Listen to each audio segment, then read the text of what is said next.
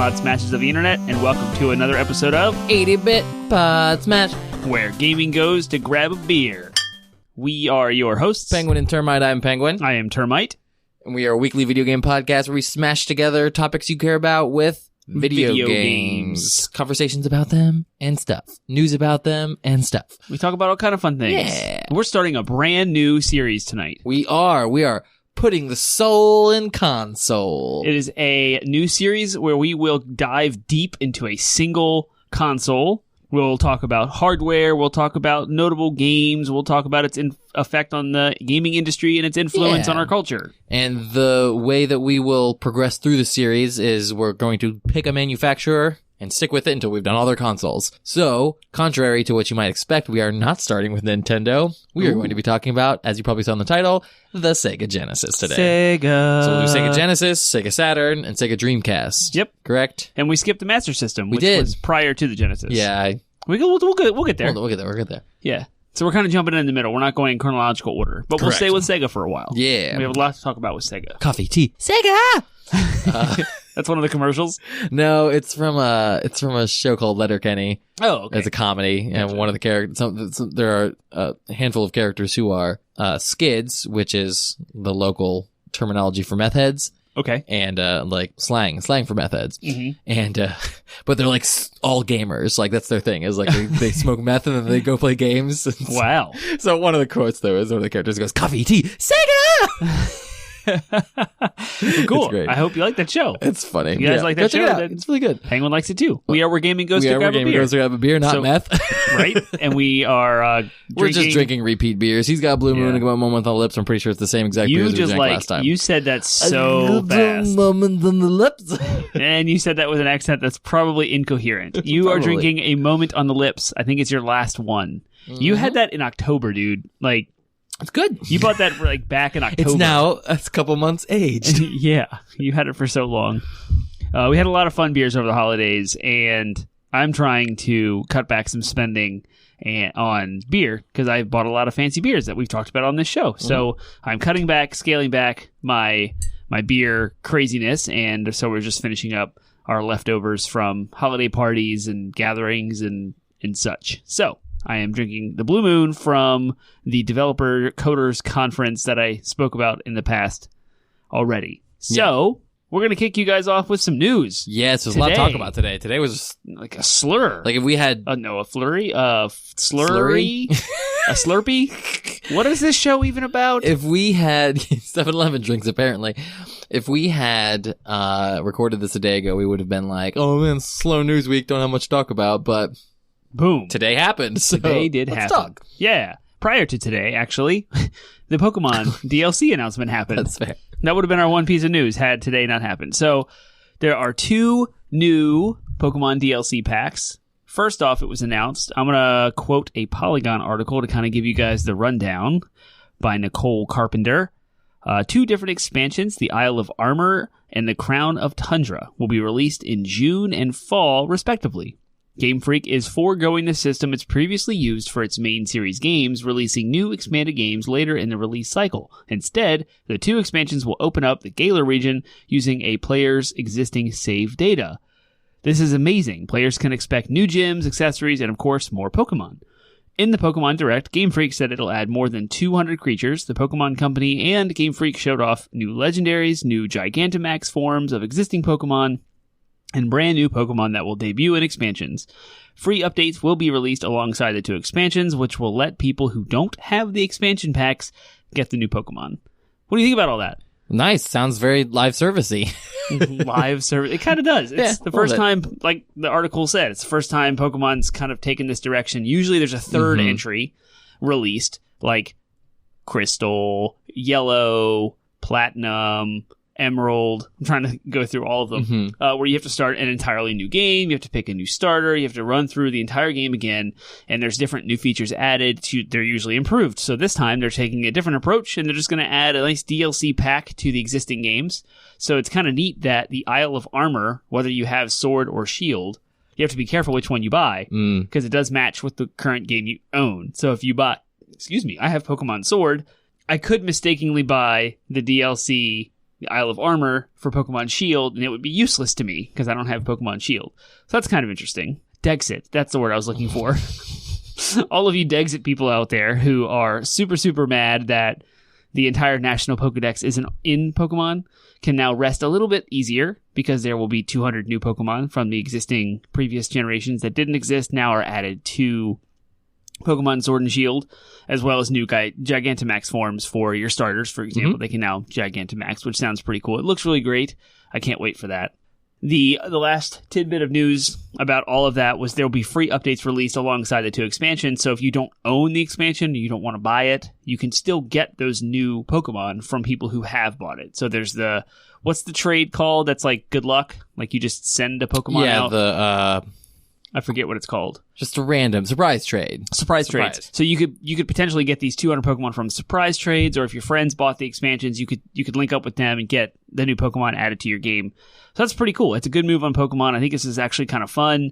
It's cheaper. It's $30 for a pack. So each pack is $30 instead of a single new game costing $60. It is $60 to get both packs. So there's that. You kind of are paying the price of a full game to get both packs, but it's split up, so you don't have to hit it all at once. And that's kind of fun. It gives you time to actually like go through the next area. Actually, it does say the expansion pass will cost $30. Does the expansion pass get you both? I think it does. The expansion pass gets you both. If that's the case, then it's $30 for both DLCs. So, but you can't buy them separately? I wonder. I don't know. I doubt it.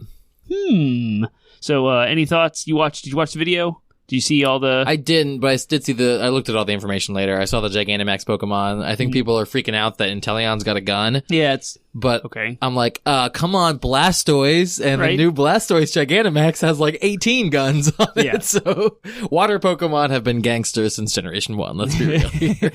Yeah, he's had like cannons on his back. Yeah, I mean, it's great that they're adding 200 new Pokemon or 200 Pokemon from the existing rosters. It's just 200 total. Okay, because I got the impression at least some of them are going to be brand new Pokemon. Right. So, but it's all good. Yeah. I don't know if I'm going to get it yet, but we'll see. It's coming out in a very crowded year, so for games. I said the release dates were June and fall. So, yeah, I mean, 2020 is getting stacked really, really quickly, but I think June is pretty clear. Yeah, but who knows what I'll be catching up on in the middle of June. True. So, yeah. That's very, very true. Speaking of 2020 getting crowded in release dates. Yep. Square Enix announced today, this is part of the news that dropped this morning, that it's delaying 2 of its titles, and that is Final Fantasy VII Remake and Square Enix's Marvel's Avengers. It's a lot of words. Square Enix is publishing Marvel's Avengers. And it is... I can't remember which ones are plural. I'm an idiot. Okay, so taken from Kotaku, Jason Schreier, he's our dude. Final Fantasy Remake is delayed from March 3rd to April 10th, while the upcoming Avengers game is bumped from May to September, publisher Square Enix said this morning. In a statement, Final Fantasy VII Remake's producer, Yoshinori Kitase, said that the game's delay was for extra polish. The heads of Avengers development studio Crystal Dynamics said something similar. To quote, "To that end, we will spend this additional development time focusing on fine-tuning and polishing the game to the high standards our fans expect and deserve." I am all about delays. So good on Square Enix for doing this. It is only inconveniencing me for my own self. Like it's a personal inconvenience because it puts Final Fantasy VII within a week of Cyberpunk 2077, and I was really looking forward to that whole month of March to just play Final Fantasy VII. Now I have to cram 2 games that I was anticipating into 1 month, and playtime is already limited as it is. And so it's going to be hard to try and run through Final Fantasy VII and Cyberpunk at the same time. Yeah, that was my biggest complaint about the delay was it's bumping up against the Cyberpunk release window. But again, I would rather have 2 games that are very polished and ready to go as opposed to one game that's great and excellent and wonderful, and then one game that, might be buggy or not look as good as I was expecting it to. So yeah, I'm ultimately fine with it, but it is like, come on, I don't want to have to choose between the 2 games. Right. I suppose Final Fantasy will be coming out like a week ahead of time, so I'll probably just play whichever one I get first. But I've got them both pre-ordered and ready to arrive from Amazon. Yep. But I'm gonna have to. Yeah, I was really looking for the spring 2020 gaming window for me was going to be this beautiful thing where I had like a full month between each game before I picked up the next one. I was going to play Final Fantasy. I was going to play Cyberpunk in April, and then I was going to play The Last of Us in May. Yep. And now it's like kind of all crunchy. Right. So, but it does give that's what I mean. I might be playing games all the way through June anyway. You probably will be. But it does give you a little bit more time to finish 2019's hits. It does. That's true. Yes, that is As we are both playing silver lining. Death Stranding right now. That's going to take some time. And Outer Worlds, both of us have on the back burner too. We do, don't we? And I have Days Gone as well. I'm very excited about. Anyways, that was the big news though for... Yep. Oh, and did you mention the Avengers? I did. Okay. It was also delayed into September. Great. For more extra polish. Crystal Dynamics is developing it. They did the Tomb Raiders, the reboots for Tomb Raider. I had mentioned that I was wondering if I would be worried if I was them about the next gen releases coming out. Oh, right. So that's a good point. I'm glad you brought that up because I was thinking the game has been touted as a games as a servicey type of thing, right? They're going to continue to add stuff to it. They're going to add new characters and content and stuff like that. It'd almost be like a Destiny style game or a Division dropping right before new consoles. So my speculation, and I even told you this earlier today, was that they're pushing it closer to the release of the new consoles and intentionally to make it more of a cross-gen type game. And I'm still on that fence. I'm on the side of the fence where PS4 games, as it gets closer to PS5, we'll just play on the PS5 and be enhanced. Yeah. And I actually have a blog post about PS5's backwards compatibility that touches briefly on it'll probably be great for the people who didn't buy a PS4 because so people like me who don't have a PS4 Pro, the people who don't have a PS4 Pro will get that enhancement if we go ahead and invest in the PS5. Right. Or an enhancement similarly to the PS4 Pro, if not more than a Pro, I mean, we're pretty sure it's going to be backwards compatible for at least PS4. Yep. But they haven't officially announced that yet, so we don't know. They have? Yeah. Oh, okay. Full PS4 backwards compatibility is confirmed. Well, then in that case, it's just like, it's not. You'll buy the PS4 game, and you'll put that disc in your PS5. And you'll be able to play Avengers. If you want to keep your PS4, you'll be able to play Avengers, get all the live service updates all the way through the next year. My guess is there'll be a PS5 enhancement patch, and there'll be a PS5 copy. For those who don't already have it, you know, if you bought a PS5 and you don't have the Avengers yet and you want to get it for that console, they'll probably have a copy. I wonder if they're going to do like an expansion. Yeah, I wonder if they're going to do an expansion the following year or something that will be PS5 only, though. Maybe. I'm wondering. They might go that way. It depends on how successful the game is, I suppose, yeah. That's kind of the cross-gen confusion. It's like, you want to support both. So that's my speculation is they're adding enhancements for PS5, and that's why they delayed it. The other news that dropped today that was exciting is that they're going to be doing on this Thursday, they're going to be doing a Smash Bros. Focused Nintendo Direct and finally revealing that last DLC character for Fighter Pass 1. Not going to spend too much time on that because by the time you listen to this, it'll be old news. Yeah. So we'll probably talk more about it next week when we actually know what it is. And we'll have already played and we'll give our impressions. Yeah. We'll probably have already played it too. I will say, just beforehand, I'm staking my ground, staking my flag in the Doom Guy. All right. The Doom Guy mountain. Although, again, we can talk about this because for us it's before, so it'll seem silly in hindsight when the character is actually revealed. I do think some of the tinfoil on Reddit is hilarious, and the more likely, on the more like plausible end of the tinfoil spectrum is the Capcom or whatever announced that there's gonna be some exciting Devil May Cry news on Thursday, the same day as the Smash Direct. So a lot of people are thinking Dante will be revealed, but it could be Devil May Cry 5 for the Switch. You know what I mean? So who knows? Dante and Bayonetta, baby. I know, it'd be beautiful. He'd have to be involved she'd have to be involved in the in the reveal trailer. Yeah, that'd be sweet. The other tinfoil, the on the more less plausible, more way out there. Tinfoil is some people are thinking that the DLC will actually drop on Friday, which would be 117, and the Master Chief Spartan designation is Spartan 117. So they're like, it's going to be Master Chief. Yeah, that's it's not highly unlikely because Banjo's there and he's a Microsoft character owned thing. So who knows? Yeah, Microsoft has their rep. We need, I guess Capcom has their rep too. So Street Fighter and Mega Man. Yeah, Capcom's got plenty of reps. They don't need another one in there. Yeah, I was about to say Pac-Man, but that is not Capcom. Doom Guy. We need id Software representing the OG first-person shooter, Doom Guy.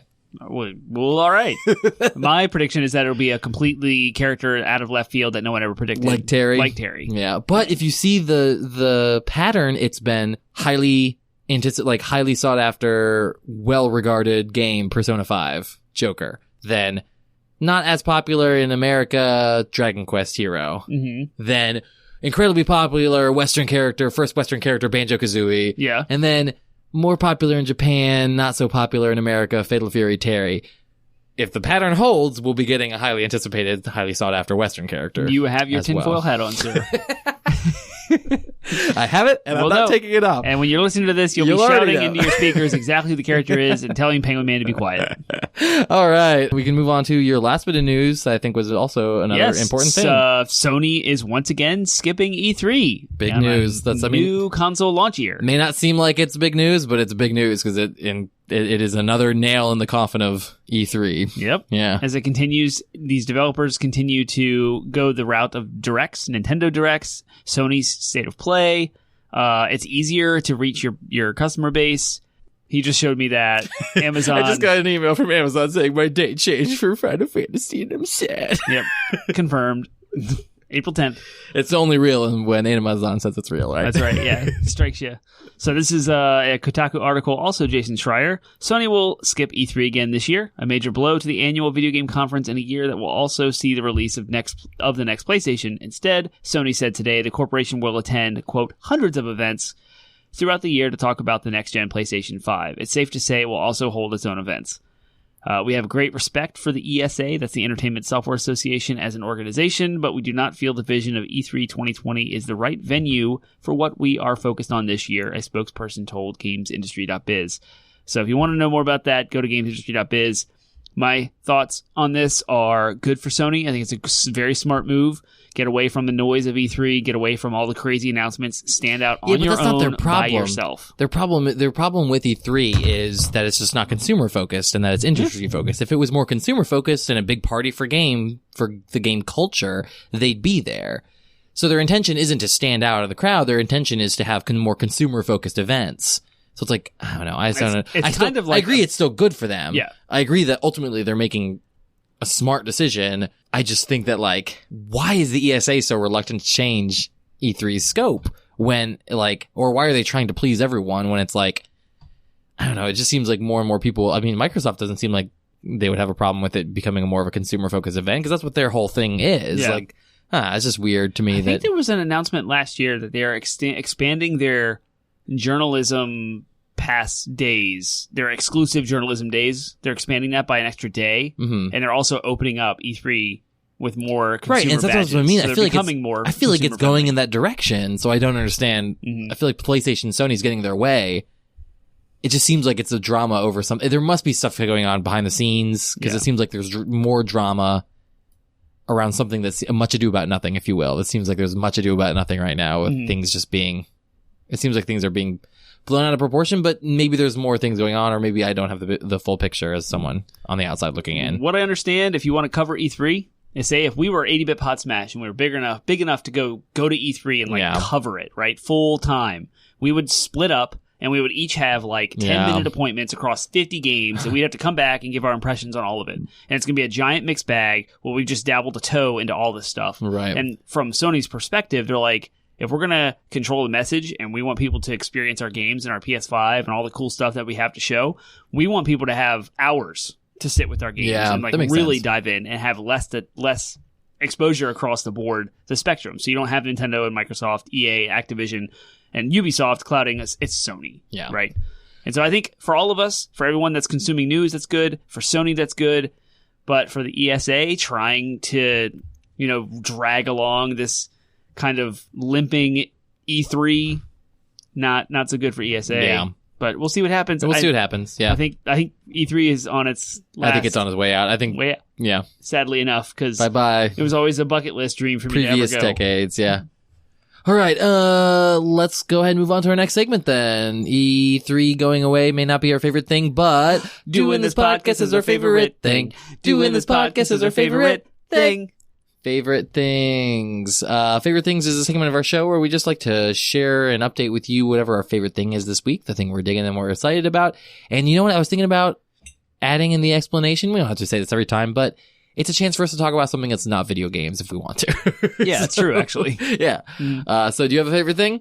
I do. I don't remember if I said it on the show last time. Okay. I platinumed Star Wars Jedi Fallen Order. Yeah. I think you did talk about that. I did talk about that. Uh-huh. And because that's off my plate, I then finished Resident Evil 2. Oh, okay. You haven't talked about that. So I'm now done with Resident Evil 2, and I think that's my favorite thing. I like what I did. And people would probably think that it's a very controversial thing as to what I did. But there is a $5 DLC thing you can buy on the store that unlocks all of the already available in-game rewards that previously you would have had to play the game on hardcore or get S ranks or do things in the game to unlock, and that's the infinite ammo weapons. Mm-hmm. So I paid money over the holidays on sale for $3, down from $5, and I got the infinite ammo rocket launcher, submachine gun pistol, and the knife that are all infinite. So I had progressed through Leon's campaign all the way down till you get to the nest. And if you played the game before, you know that's the very last segment. Mm-hmm. So I had experienced all of what Resident Evil 2 has to offer with survival horror, tense tyrant chasing you, kind of like in your head, psyche, tense, scary as crap, right? Resident Evil 2. And then when I unlocked the infinite ammo weapons, suddenly all of the tension created by your lack of weapons is gone. And it becomes an action game. And it was amazing. It was still scary. And I still ran through it, blowing up everything with a rocket launcher. And it was super, super fun. So I blasted through the end of the game, killed all the bosses quickly enough to get some trophies. And then I played Claire's scenario. Side B, Side B. Also with the infinite rocket launcher. But I decided to do it on hardcore so I could ratchet the difficulty up, not knowing... Because you're not supposed to play the really hard difficulties until you've already played through most of the game already. Right. So you have the stuff memorized because you have so few ammo. You have so little ammo, and you can only save it based on ink ribbons. You're restricted by how many times you can save it. So you should have the game memorized. I don't. And I don't want to deal with that, but I want a trophy. So I got a hardcore trophy by playing through Claire with an infinite ammo rocket launcher. I did die once. Penguin does not approve, but he also does not judge Termite for his choices. I did Termite die can once, have fun however he wants to have fun. And I lost an hour of progress. That does not sound fun for Penguin. And I almost threw the controller through the TV. I was furious, having lost my 1 hour of progress, that my wife was even concerned. She's like, wow, you are angry. I was like, well, video game time is very precious. And the last thing I want to do is have to replay something in vain. So my favorite thing is Resident Evil 2 this time. And if you want to dabble with the DLC, I highly recommend it. You get an entirely different experience. Okay. For $5. That is a Termite recommendation, not an 80-bit Podsmash one. My favorite thing is by this time this episode airs, I will finally have my house back. Yes, you will. My in-laws, though it has been about as easy as an experience as it could be given the circumstances, having my brother and sister-in-law and my niece living in our home has been its own challenge. Yeah. And that's not to say that I dislike them, any of them. It's just to say that having double the capacity in your home that's not really sized for that many people is its own set of challenges. I imagine they are as equally excited to have their own place and to leave you guys. Exactly. Yep. Yeah. So that long, to their closing day is tomorrow, actually, and they will be moving out. We will be helping them move out on Saturday, and they will still be like 5 minutes away, which is awesome and great because we can still take advantage. Nice. We can still take advantage of their proximity without having to have them in our space. Right. So I'm very excited that that is finally coming to a close. Yay! It was coupled with my son got baptized on Sunday, and it is part of our particular denomination that we do infant baptism. I know it's not super popular even amongst those of our faith, but it is something we decided to do, and it was a sweet experience. So, and due to a person who will not be named not showing up, I had to cover a role in church that pulled me away from that, so I got to miss the whole thing. Oh, but it was still it was a sweet time, and it was sweet having family there to celebrate with us afterwards. So. Those were my favorite things. So that moves us to our next segment, unless you had a comment. Nope. DLC downloadable content is a segment where we have a little fun mini discussion about games that you wouldn't normally have. And sometimes it has to do with our main topic, but this week it doesn't. This week was actually inspired by a conversation you and I had earlier today. Yes. And so I need to give some context. Termite and I are both playing through Death Stranding. We have different opinions about it, but overall we both agree it's still a pretty good game. Yep. However, Penguin thinks that the symbolism is a little bit heavy-handed, to the point where there's characters named Dead Man, Die Hard Man. I believe there's a Heart Man out there somewhere. There is just, it's just, the character names Sam Porter Bridges. Sam Porter Bridges. He is both a porter and works for a company called Bridges, which is a company that connects people But by his actual name, building bridges. his actual metaphorical name bridges. is Sam Stranding. That's yeah, but I don't know. It's so complicated. Every character's got like 18 different names. Yeah. So anyways, I remember my DLC today is because I very sarcastically said to you, I said, the radio broadcast in PT saying, a news report today where Murder McMurderface killed his wife, Ghost Lady McMurderface, and their 2 children, Fetus, Sink Fetus, and Fridge Baby. So, in honor of that conversation that we had, and given that context, Yeah. think of another game that has symbolism in it. It could be as simple symbolism, but then we will break down that game and come up with ridiculous sounding names for the characters based on the symbolism in the game. So it could be like Zelda, okay? You know, we've got the main character, Golden Boy McCourage Pants, and he has to save wise pretty girl from Hungry McPower Man. Oh man, let's see. The funny part about this was I was thinking of Metal Gear Solid games, which are also Kojima names. Yeah. And the villains in Metal Gear Solid are exactly the same thing. It's like Oh my gosh. Angry Viper or something. I'm gonna look up Metal Gear Solid Stop. 3. I tell you, these are perfect. Like It's their names are basically not Snake, but kind of Snake. well, there's Solid and Liquid Snake. I There's know, that. but then there's Angry Viper, which is there's not the Snake, sorrow, but kind of the Snake, sorrow, also Snake. the pain. Oh my gosh. The fury. Yeah, no. Those are Metal Gear any Solid 3 games, no right? Kojima game because he I already know. does this. Yeah, he does. But he's continuing his precedent. You know, it's hilarious. What's a game, the artistic game was so God of War, all right? Like that's a game that both of us have played and Yes. are very aware of the symbolism. Yeah, that's a good in. one. Yep. Yeah. So Kratos' name is Dad, and Atreus' name is Son. well, you know Dad and son. you know what Darth Vader means, by the way? No. Darth Vader is basically the word Vader comes from the German word for father. Oh, okay. And Darth is just a corruption of the word dark. So, yeah, Darth Vader is Corrupted father. is dad father or dark father. Yeah. All right, there you go. Yep. Anyways, yeah, no, Kratos would be like a demigod Dadderson. I think Dad Man. Dad man. And Atreus is Son Boy. Dad man God touched. And Atreus would be son boy. Oh, I almost gave a spoiler away. I almost gave a big spoiler away. Don't do that. Yeah. Son boy, maybe not God. Maybe not a God, but actually a God. And what's the antagonist's name or the? Oh gosh, he's not Tyr. I keep wanting to say Tyr. Yeah. It's The guy with no feeling, right? Yeah. No nerves. Oh. So Numb. His name is Numb. Numb.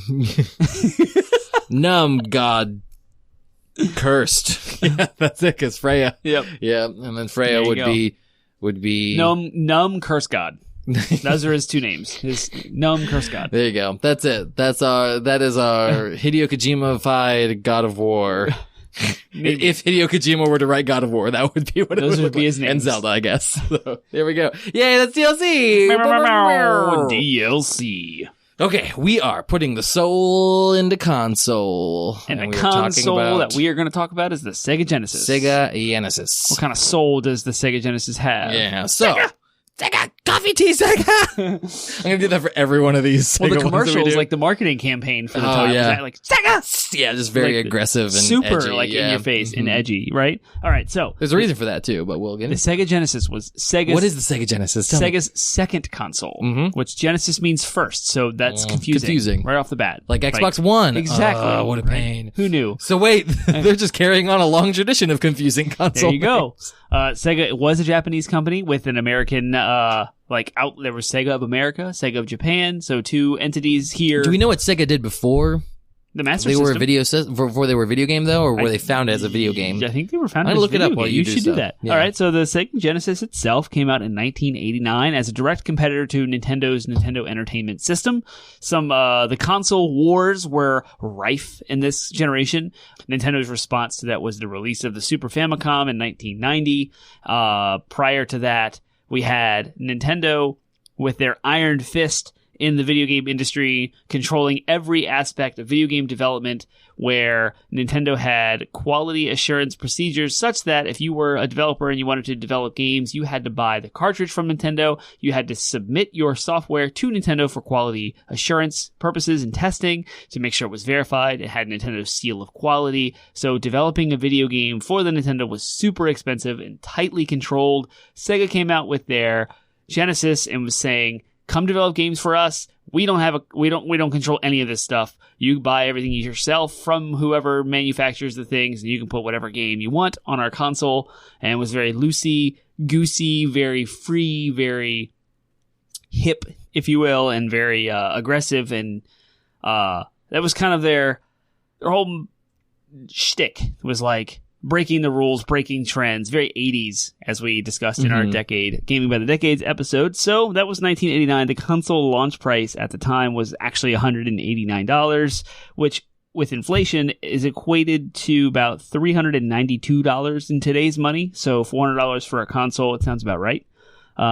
It came packed with Altered Beast, which I've heard is a trash game. It's like it's a classic. It's a game that my wife, it's like one of the, she. Oh yeah, you had that story. Yeah, I don't remember what the story was. She was asking now, you about a zombie game. Yeah, for Sega, but it wasn't a zombie game. So they had a Sega. Right. So my sister-in-law Bree, as we know, was a McFizzle. She's the gamer of the two of them, so she knew immediately what she was talking about. Yeah, but my wife Maisie was just like, I don't know, it had zombies and they fought zombies, and then she's like, wait, no, it didn't actually have zombies. It's like, what? Which turned out it was Altered Beast. Right. Confused me because you asked me about it. I'm like, zombies ate my neighbors. Okay, so it came packed with Altered Beast. Their ad slogans was Genesis does what Nintendo don't.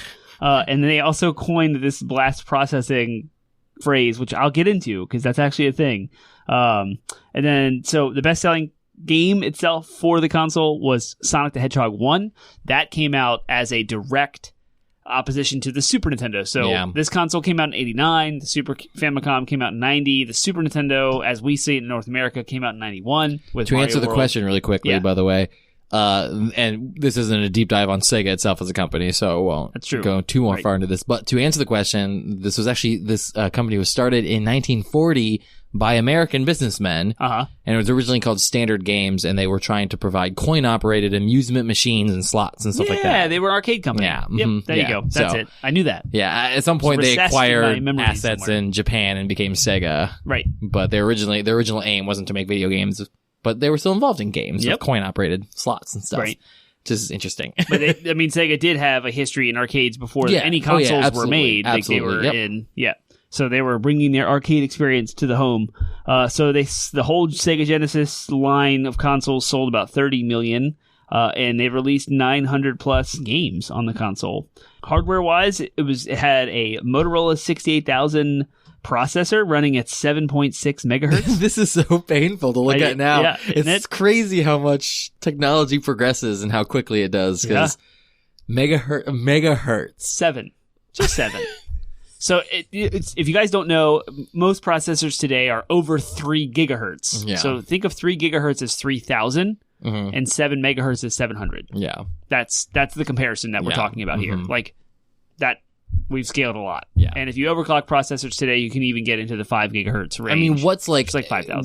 What hertz is like how much per second so that's a process. Anything. Like, something can run at a hertz. That's something per second. Right. So it's electricity. It could be a current. It could be, the cycles, how many instructions it runs per second. So this is 700 cycles, instructions, currents of electricity, 760 per second. Right. Versus now we can get upwards of 3,000. Yeah. That's kind of a baseline. Yeah. It's like anywhere from 3,000 to 4,500. Right. Yeah. Right. Depending on what you buy and what's happening. Yep. It had a coprocessor, which was an additional processor on the board that ran at 3.5, which is half that speed. That was it was a Zilog Z80, and that was for backwards compatibility with the original Sega Master System. So the Genesis could natively play onboard rendering the Sega Master System games. Right. So that's cool, right? 16-bit console, new thing, backwards compatible with your original one. It's fantastic.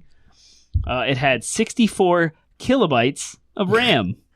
We talked about, like, again, think about hertz as, like, electrical actions, whereas bits are electrical memory, like electrical space. Yeah. Yep. So we talked about this in our memory card episode we did just last week. And, so yeah, it's just like if someone who's not a computer person could hear those things, and like I can see how they would maybe not understand the difference there, but that's still nothing.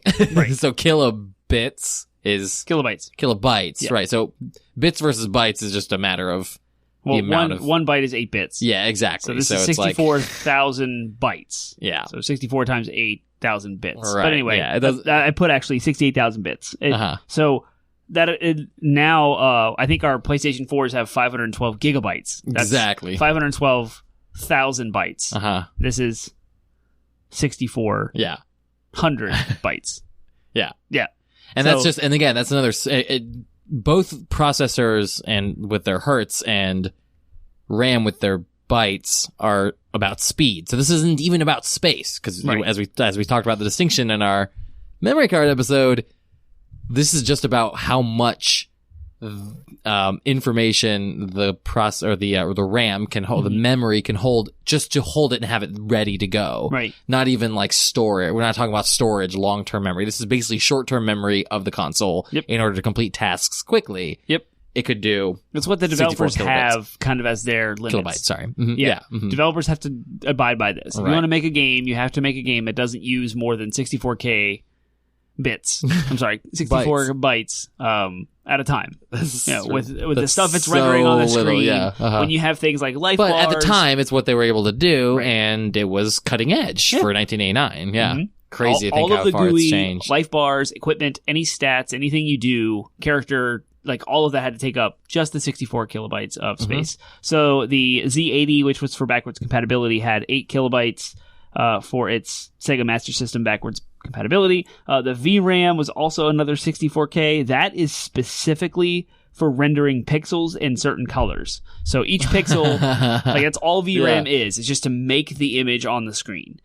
So it's a little bit separate. It's kind of what we would equate to a GPU today. So nowadays you can get graphics processing unit, that's a GPU, a video card for your computer that has gigabytes of RAM on it. Right. It's got built in its own, so it does all of its graphical processing completely separately from the rest of the machine. Yep. So freeing up the rest of the machine to do other stuff. But this is essentially doing that same thing, just on a much, much smaller, way smaller scale, and much, much more, if you want to use the term primitive, scale, because all it was doing is rendering colors. But that freed up the rest of the console to do other stuff. So you see the foundations being built for consoles and computing and gaming. They're being built here in front of our eyes with the Sega Genesis back in the year I was born, 1989. So. How about that? Then they had only 512 colors. They can only render 500 different combinations of RGB, red, green, blue, to make different colors. How many more colors do you need? We have like millions. Let's be real here, though. You don't know one shade of blue from the next. Neither do I. Interestingly enough, the Sega Genesis has a twice as fast processor than the Super Nintendo, and it is actually capable of rendering some 3D graphics, whereas the Super Nintendo required the use of cartridge memory added to the games themselves to produce Mode 7. We'll get in whenever we do a Soul in the console for Super Nintendo, we'll get into that. Yeah. But there was a different rendering technique required additional hardware for Super Nintendo to do what Sega could do, but it was extremely complicated, and people who knew what they were doing could do it, and those who didn't. Yeah. And same with sound processing. Some games for Sega Genesis have terrible sound, and it's because that's kind of one of the limiting factors. But if you knew how to use it, you can make really, really good sound. Super Nintendo was totally different. They had easy to make sounds. So like, if you notice, if you like fire up Mortal Kombat, the sounds in the Super Nintendo version are just way, way more pleasing to the ear. Yeah. A little bit more fleshed out than the Sega Genesis version. And that was kind of because that's a third party game and they wanted to port it. So that's controller. Yeah. The controller had 3 buttons, the ABC. It's right here with the start button and a D-pad. Man. So interesting fact. Like I alluded to earlier, Nintendo had an iron fist on the gaming industry. They patented the D-pad. So the D-pad that you see on the Nintendo controller, they still have that patent, which is why that's bled through all the way up through the Wii U and now through the Nintendo Switch. But no one has ever made a D-pad that feels as good as Nintendo, and that's why, because they have the patent on the original one. Yeah. So if you look at this thing, it's kind of like an 8 direction. It had the diagonals, and it's a very soft and kind of spongy D-pad versus the more nice, crisp, hard, almost Nintendo clicky. One. D-pad with the But this kind of matched the arcade joysticks without the actual vertical stick. Like it kind of rolls. Like you can roll your thumb around on it a little better. It wasn't until later in the generation of the console that they came out with a 6-button controller, which was amazing for fighting games. You didn't need to use the shoulder buttons like on Super Nintendo. So Mortal Kombat for Sega Genesis on a 6-button controller or Street Fighter was amazing. It is just kind of funny that like this controller and this console came out to compete with the Nintendo. And so they literally were like, oh yeah, you've got 2 buttons, A and B. Well, we've got A, B, and C. Take that, Nintendo. And that's other than the form factor, that's the only difference. There's 1 extra button. Yep. And the form factor, it's like a crescent, almost like a croissant. It's a little bit bigger, and it's shaped like a croissant. Right. like a pastry. And then Nintendo was just a rectangle, which had sharp corners and was not very pleasing to hold. Where the Sega Genesis felt way better in your hands. More rounded edges, like you said, like croissant. A little thicker, a little more meat. Still not comfortable. Give me that thing. I want to hold it for a second. I don't know if I ever played a Sega. Oh, that's not that bad. But my hand instinctively wants to go for shoulder buttons that aren't there. That's because you've been conditioned. Yeah. At the time, there was never such a thing. Yep. So if your fingers... Crazy. Yeah. If you've never, ever even thought of shoulder buttons before, this would be good. It's pretty comfortable. Yep. Slightly curved a little bit, like on the top, so get it where your hands rest a little bit more naturally on it. Yeah, I can see that being way more comfortable than the... I never had one, so... Yeah. I'm still just used to... I still get a hold of the NES controllers, and I'm like, gosh, it hurts. Yeah, it's kind of... It's not good. Yeah. But we're not talking about the NES. So let's talk about the history. Tell us where it came from. As I alluded to earlier, the successor to the Master System was even backwards compatible with it by having an actual Z80 processor. Now, the Master on board. System just didn't sell very well in the United States. I don't know a whole lot of facts about it. I think that's what I read. But I said the Master System was a flop in the United States. Yeah. So they came out with the Genesis to... reinvigorate it. Yep. Keep going. Yep. But I do know it was an 8-bit system, and it had different shaped games. It's actually something I would love to have in my collection. It's one of the only Sega... It is the only Sega console I don't currently own. So if anyone's looking to get rid of a Master System, hit Termite up. I would love to try one and refurbish it and get it working and play it. So, this... history of the console. It came out in 1989. Like I said, it was competing against Nintendo. Nintendo released the Super Nintendo in America in 1991, 2 years after this. And they used this whole blast processing. Sega does what Nintendo don't. And it was just this fervor around console wars. And I mean, the Mortal Kombat controversy, I keep bringing that game up because it's so like quintessential in understanding the difference between the consoles and like their mentalities, where Sega had the blood code in Mortal Kombat. Like, you could actually put in a code, and they released that code, ABACABB, ABACAB, to unlock red blood in the game. And Nintendo didn't. They had the family-friendly kind of like control, Disney-ified... Right, sweat. And, Sega appealed to the rule-breaking, grungy, teenage young boy that was just, like, aggressive and in-your-face, shake the camera, like... really sticking it to Nintendo. They even have this one commercial that shows like a Formula One racer, like blast processing, like racing, and then it showed like this beat up old van with Mario Kart running in the background. It was the old PC and Apple Macintosh, yeah. And they did it too. I mean, it was kind of the marketing. Yeah, that's what I'm saying. It's the same. Yep. It's just funny. It's like, there's no new original ideas. Yeah. Like history's repeating itself. Yep. It was like this old sputtery, backfiring, slow van with funny. Mario Kart running in the background. And then they had the Formula One racer with virtual racing. Good luck, Sega. That doesn't right. doesn't age well. Yeah. Funnily enough, Sonic the Hedgehog was released the same year as the Super Nintendo as a way to try and get Sega on the map with a mascot, because Sega really didn't have like a mascot. Nintendo had Mario, and Super Nintendo was coming out with the 4th Mario game. And Sonic's always been this like oh, cool, he's into cool music, rolling around at the speed of sound. Yeah, right. You know what I mean? Like, he's always thinking, Sonic has always been the cool alternative to the dorky Mario. You don't want to play dorky Mario, Italian plumber. Mm-hmm. You want to play Sonic. He's cool. And I even remember that back in, I had Nintendo, and kids were like, oh, Mario's lame. You should play Sonic. So much cooler. Right? And it makes you feel like you're, breaking the rules. Again, it's just it's so the funny. goody two-shoes play Mario. Yeah. I play Sonic. It's so funny, though, how, like, that is so ridiculous now compared to just what the landscape is now. Right. And the whole culture has evolved completely differently. It really so has. foreign to us. It is. But at the same time, we grew up with it, so we can intimately understand it at the same time. It's just funny how things change. Yeah, so you were not a Sega kid. You were a Nintendo kid. I was a Nintendo kid, so for was sure. I. Yep. Well, we had a Sega Genesis, and I loved it. It was great. And we rented a lot of games. We bought a lot of games for it. But I was more glued to my Nintendo systems over the years, so I never got a Saturn. I never got a Dreamcast. I kind of fell away from Sega after the Genesis. In fact, I sold my Sega Genesis for a copy of Mario Kart 64. Yeah.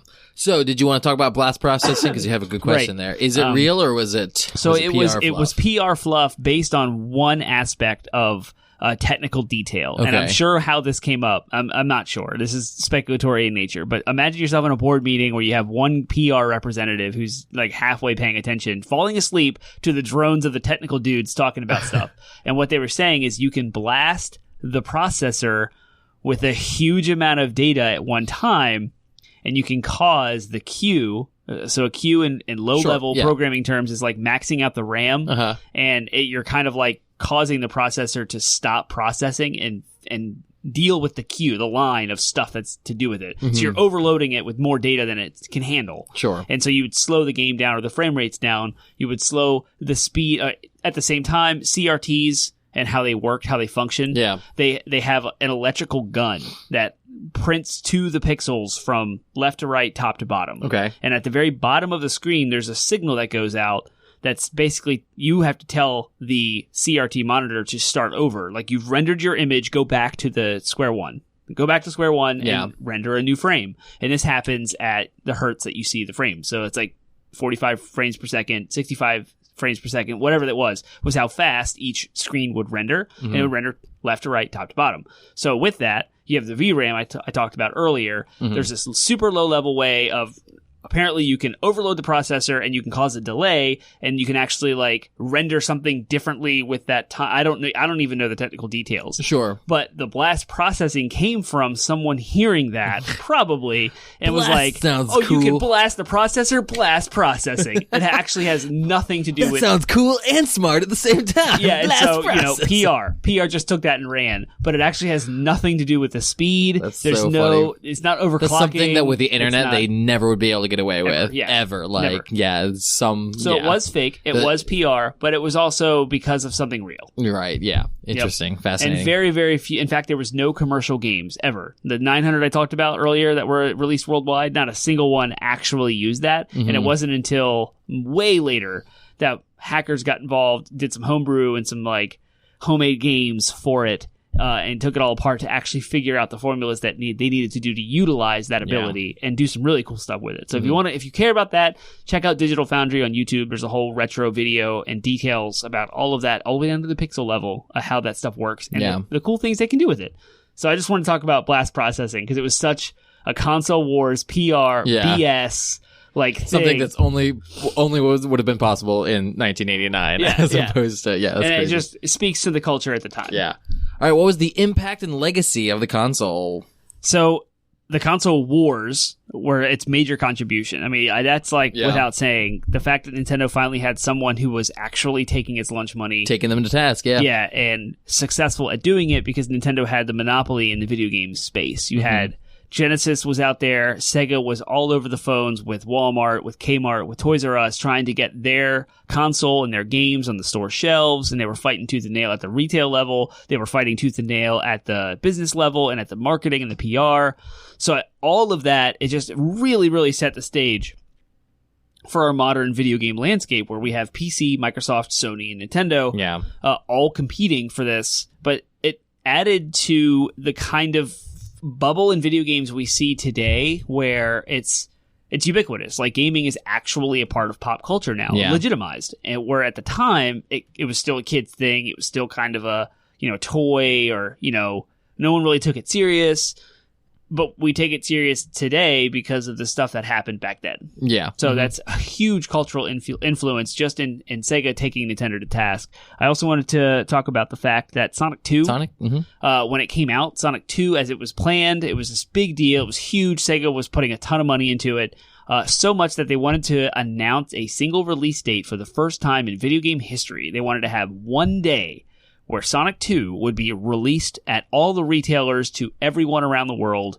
And I actually don't even know if it was around the world or if it was just in the country, but they called it Sonic Tuesday. So again with the PR, again with Sega doing their thing, like they're so campy and obvious and on the sleeve with it, but Sonic Tuesday is why video games were traditionally released on Tuesdays ever since. Yeah, that's crazy. I didn't know that's where it came from. Yep. Yeah. And I think Sonic in general is a legacy, is the legacy of. Yeah. Absolutely. I mean, it's hard without doing a deep dive on like the Sonic franchise. Like it's hard to really. That'd be good with everything Sonic. Yeah, we should put that on the list. Absolutely. But yeah, I mean, just the impact that Sonic had as a competitor to Mario, and Sonic to this day. I mean, even though Sega's no longer making hardware, like Sonic is still Sega's poster child, and he's in Smash, and he is like they're still making Sonic games. They're still as campy and ridiculous as ever, but like it really is like the fact that like that character has still stuck around in the subconscious of like this is a gaming icon. I think Sonic is the legacy of this console. Yeah, and there's multiple TV shows, cartoons, and they're making a movie. They're making a movie with Jim Carrey in it. I know, I can't wait. That redesign is amazing, by the way. Yeah, he looks so much better. He does. So yeah, and it was also one of the first mainstream modular consoles because they added the CD attachment to it and they added the 32X attachment to that. And although those things were extremely expensive and convoluted and the software libraries were very limited and the experiences were not that great. So it didn't do well with its modularity, but it was the first one to ever do that. And I don't think a lot of consoles have ever continued along that way. Like Nintendo experimented with the Super Nintendo, the Nintendo PlayStation, which famously became the Sony PlayStation when they decided to side with Philips. Modularity in consoles was definitely being explored at that time. And then later on, Nintendo 64 had a 64 disc drive slated to be released in Japan, which it was. And there was actual games on it. It never came to North America because it didn't do well. But we did have the expansion pack for the N64. So the history of modularity in consoles is pretty much relegated to Sega in any official capacity that mattered, minus the expansion pack for N64. So I just want to talk about that a little bit. Cool. So that's cool. Yep. That's awesome. All right. Definitive games. There is a slew. So there is a Sega Genesis Classic. It's $35 on sale at GameStop and other retailers now. That pretty much took the curated list, the best there is to offer with Sega Genesis, and released it as a mini console that you can hook up to an HDMI TV with USB controllers all in the box. It's one of the best of the classic consoles. It's right up there with the Nintendo and the Super Nintendo classics. A bunch more easier to find. So Sonic the Hedgehog, as we talked about, are the definitive games. Sonic 1, Sonic 2, 3, and Knuckles. Famously, Sonic 3 and Knuckles had a soundtrack. It was so popular, it was so big, that soundtrack was actually leveraging Michael Jackson was brought in to make the soundtrack around the time Moonraker. Is that the name of one of his albums? Or is that a James Bond movie? The Moonraker is a James Bond. That's what I was going to be, because I was like, James Bond? I don't remember the name of it, but it was around that time, and it's actually affected the licensing of the modern ports of Sonic 3. They won't port it anywhere, so unfortunately the Sonic 3 and Knuckles is missing from this Sega Genesis Classic, despite it being my personal favorite Sonic game of all time. Toe Jam and Earl, which I haven't actually played, but I'm going to quote a website that describes this. Racketboy.com is the website I grabbed this from. I don't even think he supports this website anymore. But Toe Jam and Earl is a relatively slow-paced collect-the-items game with early 90s hip-hop influences, unique graphics, and a really juvenile sense of humor. I mean, that's Sega. Like, that right there, that kind of game is quintessential Sega Genesis. You play as two funky aliens who are on Earth looking for the remaining pieces of their rocket ship. You must complete 25 levels trying to find them, and if you didn't find them, you must go back and search each level until you have. Very, very, very Sega, and that's why I included it on this list. Altered Beast, as we talked about, was the pack-in game for the Sega Genesis. Apparently it's pretty garbagey now. Golden Axe was kind of a side-scrolling beat-em-up game, just like the arcades. kind of like the X-Men or the Ninja Turtles, Konami games. It had a magic system involved where you collect potions that do different styles of magic, and you could actually develop your characters, kind of like Gauntlet, but it's different. It's not Gauntlet, and it's not those Konami side-scrolling beat-em-up games. It was its own flavor. It was very unique. You could play as like a dude with an axe, I think a dwarf, and a girl. I don't remember all of the weapons. I loved Golden Axe, but I can't even remember. Phantasy Star was a Japanese RPG series that came out on the Sega. It was a direct competitor to Dragon Warrior and Final Fantasy, so it was like Sega's answer to the Japanese role-playing games. The Shining series, I'm going to read another blurb from Racket Boy. Shining in the Darkness's developers, who would be later... The reason I want to call this out is you'll appreciate this, Penguin Man. Yep. The Shining series started with Shining in the Darkness. It later became Shining Force. You may have heard of it. I have one. Shining in the Darkness's developers, who would later become known as Camelot, who made Golden Sun. Yeah, right. cool. So the roots of Golden Sun are here. Put on a beautiful show, even in the early days of the Genesis. Even though the first-person dungeon crawlers had been done before, Shining in the Darkness treated Genesis owners to some impressive dungeon mazes that were rendered in 3 dimensions. Each of the enemies in the town-based environments were also detailed and interesting. Even from this early title, you can see many characteristics in the Shining in the Darkness that were carried onto later games that Camelot developed for Sega and Nintendo. Those Shining games make me think it's based on Stephen King's The Shining. Yeah, I was thinking the same thing. The second game in the series, Shining Force, was one of the first groundbreaking titles to lay a foundation for the strategy RPG genre. Camelot departed from the dungeon crawling focus of Shining in the Darkness, that's the first one, and took many of the conventions that were made popular in the traditional Japanese RPGs, blended in deep strategy, and produced a package that felt like an enhanced game of chess with a fantasy-based story. So that's all like bringing those PC RPGs into the console space in such a way that like matters in a different way and makes it stand out from Final Fantasy or Dragon Warrior. So those were more deep, more dark, more grungy than the more kind of fun, frilled. I mean, Final Fantasy in its own right is not the most, Disney-ish kind of game. I mean, they have Except some for serious Kingdom tones. Hearts. Oh yeah, but that's way later. But Shining Force and the Shining series was way, way, way more dark and more serious, kind of like the PlayStation 1 era of Japanese RPGs than we have seen before. Then Gunstar Heroes was a Metal Slug / Contra-style side-scrolling shooter that had a unique weapon system that allowed 4 different styles of guns to be combined in different ways. Again, not seen on anywhere else. This is very unique. Vector Man 1 and 2 was Sega's answer to Donkey Kong Country. Donkey Kong Country came out and it blew the world apart with its amazing graphics that looked absolutely out of this world. Sega wanted to do the same thing, so they did a pre-rendered 3D-like graphics. It's a straightforward run-and-gun action platformer. The animations in those games are incredible, and they actually do look 3D before we ever saw 3D. So I think that's a good call-out to there. Streets of the Rage was very much like Final Fight. It was kind of Sega's counter to that. Again, like a grungy street punk beat-em-up side-scrolling game.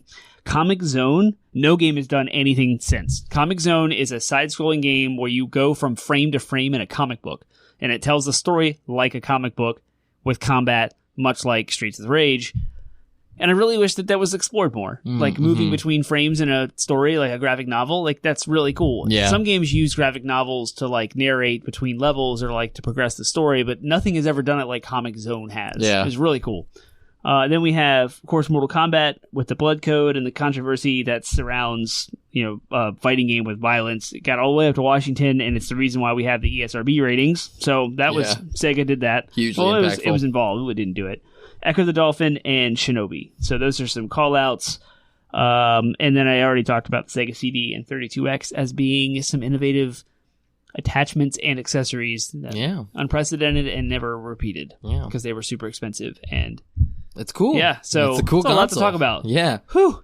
Yeah, it's fascinating because with this series, it'll be interesting to see how things, like each console was a step towards what we have now. Right. And at the same time, it's like all of the context, and as it ties interestingly into our Gaming by the Decade series because it's interesting to see as each console comes out in the decades that it did. And in this case, at the end of a decade and the start of a new one, like that transitionary period. Yeah. And you can really see how the time in which it came out really built the console and influenced its design decisions and everything. That'll be kind of a running theme that we see through it. But yeah, it's also interesting because I never really I never had a Sega Yeah. Genesis. I had friends who had it. I would play games over there and be like, oh man, I remember even thinking then, like, why can't I just play Sonic on my NES? I both Right. understood it and also was like, but why? Right. Why does this arbitrary division exist? Yep. But we mentioned the is what it is. hardware. We mentioned the hardware because it's so different Yeah. that whenever you wanted to port a game, you had to put a different development team studio on it. So if you look at like Lion King, it was or Aladdin. Those games were made by Disney or published by Disney, but they were made by entirely different developers. And if you look at a comparison, they're entirely different games. Yeah. Like there's everything about them are different. The music, the sound, the level design, there's just so little similarities except for their title. Yeah. And it's kind of indicative of the time. And so that's why I also like to talk about the hardware because it's very, very different, super proprietary. And when you made a game for it, it did not play anywhere Yeah. else. It was, you made a game for that. Mhm. Especially with Sega Genesis. Yeah. Crazy. Any other closing thoughts? The analogy you could use, the console wars back then, and it's so pertinent to that conversation, is today we have Android and Apple. Apple is very controlled. If you want to develop an app for the iPhone, you have to buy the developer's source developer's kit. Google's always been free, fragmented. Everyone's got a Google phone. It was before, I mean, it's getting better now, but it used to be horrible where it would be like Motorola, LG, Samsung would all create Android phones and they would all be totally different, but they would be Android on their core. So Android to Sega, Apple to Nintendo, and that's kind of an easy way you might be able to wrap your head around now if you didn't experience the console wars when you were a kid like we did. That's how you could experience it today. Yeah. Well, cool. That is our closing thoughts. What do you think about the Sega, listeners? Sega Genesis, the original, as far as Americans are concerned, the OG Sega, even though the Master System existed, I know. Yep. We just talked about it. We also talked about why, from our perspective and our culture, it wasn't really a thing that we knew about. So, Sega Genesis, tell us what your thoughts are, what your impressions were, if you had one, if you didn't have one, if your friends had one and you wanted one, or if you are either too young to have ever experienced it, or if you parents were comfortable with Nintendo, they were not comfortable with Sega. Yeah. Well, and then there's the idea that like there are people that are adults that we can have adult conversations with that still weren't alive when this thing was around. That's true. You know what I mean? So that is if it's just your prehistory but you're interested in it and have researched it, then we want to hear your thoughts. So Termite, where can they share their thoughts with us? The first place you can go is our Discord server. There's a link to it in every single one of our show notes and on our social media platforms. Those are Facebook, Instagram, Reddit, Twitter, and we are at 80-bit Podsmash. No uppercases, hyphens, or funny business. You can just find us on any of those social media platforms. Please add us on Twitter. Start your own subreddit thread on our subreddit and have a discussion with us there. You can also find us, if you are curious, like we said earlier, we are a weekly video game podcast. So if you want to find us on different services, we have our landing page, 80bitpodsmash.com, where you'll find links to Google Play, iTunes, iHeartRadio, Stitcher, Spotify, and any other platform you would like through our RSS feed. If there's a platform we don't exist on and you want us to be there, let us know and we'll put ourselves there. All right, sweet. Next week we will have another episode for you. Though I need to talk to Termite because there's some weirdness I'm seeing on our upcoming episode list, so I want to hash that out. All right. But in the meantime, we will see you next week with something. See you next week.